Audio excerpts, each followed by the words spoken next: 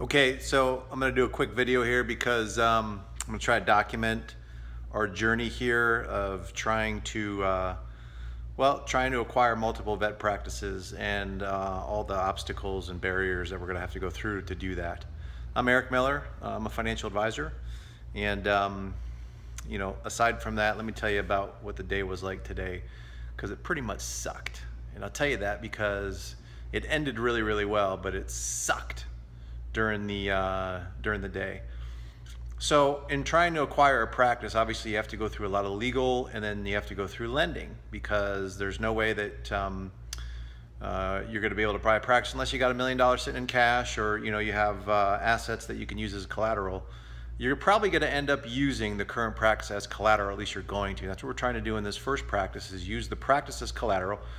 But the lenders, some of the lenders that we work with, but I don't want to name names, Bank of America, and some other ones, they don't want to do that, right? They want to use Jay's practice as collateral in Texas for this first practice, and I didn't want to do that. I didn't want to have to do that. On top of that, I'm going through all this legal BS, trying to get all the asset purchase agreements that you're going to need, and going through an attorney line by line over 7 pages long of that bullshit. And that was tough, trying to make sure, okay, what about this? What about that?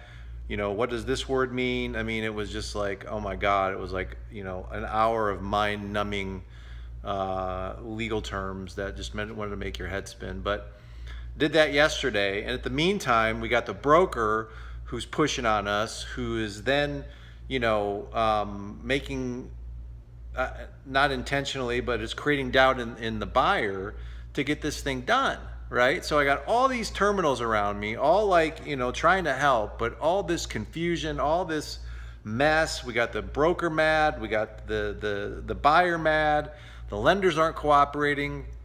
And I'm just like, fuck this today, and I almost just quit. I almost called Jay and I was just like, you know what? I'm fucking done. I don't want to do this anymore. I don't want to do it at all anymore. So, but here's the thing I did. I just outflowed. I communicated, right? And here's what I did. I called the broker. I was like, I'm going to smooth this out. So I called her up, said, hey, look, we're going to get this, agreement over to you. Your attorney's going to talk to their attorney. And we got it all smoothed out. I got all the communication problems, fixed. But, at the end of it, I talked with one of the broker assistants, who was just awesome. I'd hire her in a second. She's so competent. She's like a bulldog. And I talked to her about the lending issue, because I was like, look, there's no problem getting approval here, because they want to make sure that there's no problem getting approval, because they want to get this deal done.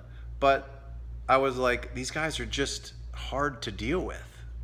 And she's like, oh, well, I have an approved lender list. And I was like, a what? And she's like, yeah. And she gave me 5 names, and I called the first guy. She said, call this guy. His name's Dave.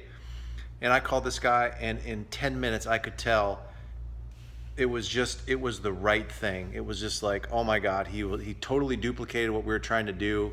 He was just so helpful. He's like, no, I think I can probably not use Jay's practice in Texas as collateral. I was like, really? He's like, yeah. He's like, I've been doing this for 27 years, Eric. Bank of America, some of the bigger ones are always they're gonna have their policies in place, and it's unfortunate, but that's the way they operate. And I was like, okay. So at the end of the day, it turned out that we fixed any problem of communication with the broker. I think the attorneys are now talking with one another, so that's good. I finally have a lender that duplicates what we're trying to do, who was send over the data. I can get this in 2.5 weeks. None of this 45-day bullshit is going to take that long. And more importantly, I feel good about doing this again, where I didn't. Earlier in the day, I almost lost my shit. I just wanted to quit, and I didn't. So, I knew you're going to have to go through a resistance. There's resistance bands. It's not all resistance. It's not like whenever you do something big, it's just like one big wave of resistance. It comes in bands, right? And if you can get through a band, then you feel good. Then, of course, you have another band, and you get through that one. And it's just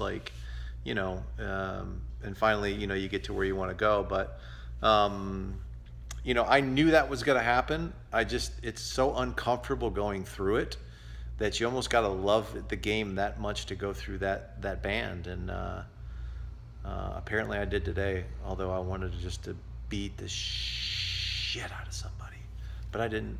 So instead, it turned out really, really well. Okay.